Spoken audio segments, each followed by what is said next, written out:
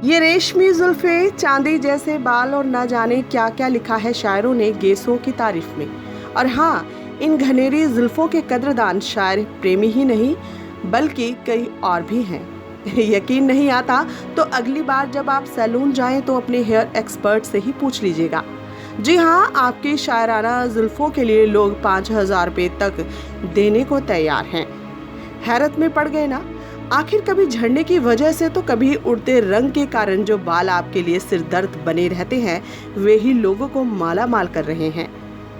ये तो कुछ बड़ी बात नहीं, लेकिन अगर आपको बताएं कि आपके बाल लाखों में बिकते हैं तो आपका क्या नजरिया होगा। ऐसे बाल जिनकी लंबाई 8 से 12 इंच होती है उनकी कीमत 5,000 रुपये प्रति किलो मिल जाती है। शहर के सभी सैलून पार्लर महीने में करीब 1.25 लाख रुपए के यानी 450 किलो बाल बेच देते हैं।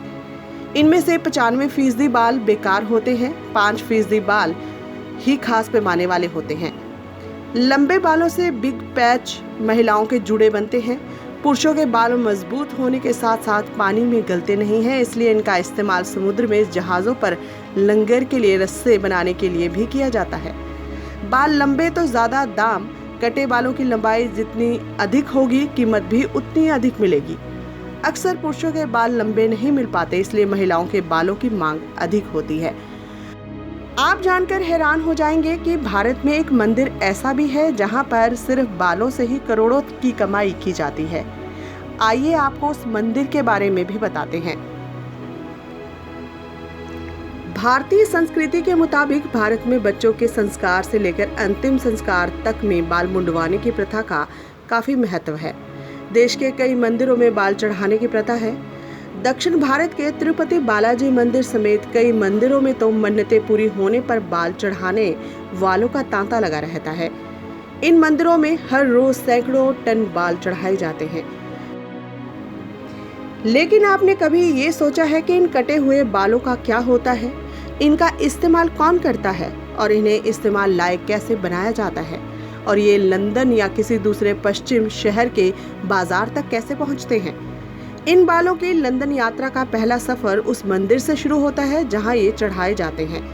अंतर्राष्ट्रीय बाजार में भारतीय बालों की अधिक कीमत मिलती है क्योंकि इन्हें वर्जिन हेयर बोलते हैं। ज्यादातर भारतीय बाल रंगे और डाई करने वाले नहीं होते।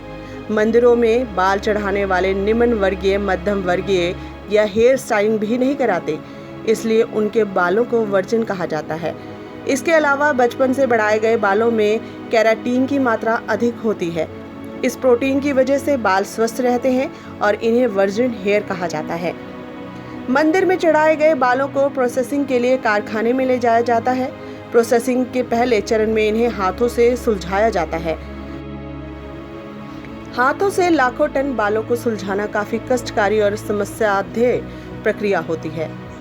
कारखाने में कामगार पतली सुइयों की मदद से इन्हें सुलझाते हैं, तब ये बाल प्रोसेसिंग के अगले चरण के लिए तैयार होते हैं। सुलझाए जाने के बाद इन बालों को लोहे के कंघे से झाड़कर साफ किया जाता है। इसके बाद इन बालों को उनकी लंबाई के अनुसार अलग अलग बंडल में बांधा जाता है। उसके बाद बालों के बंडलों को कीटाणु रहित बनाने के लिए तनु अमल के घोल में डुबाया जाता है।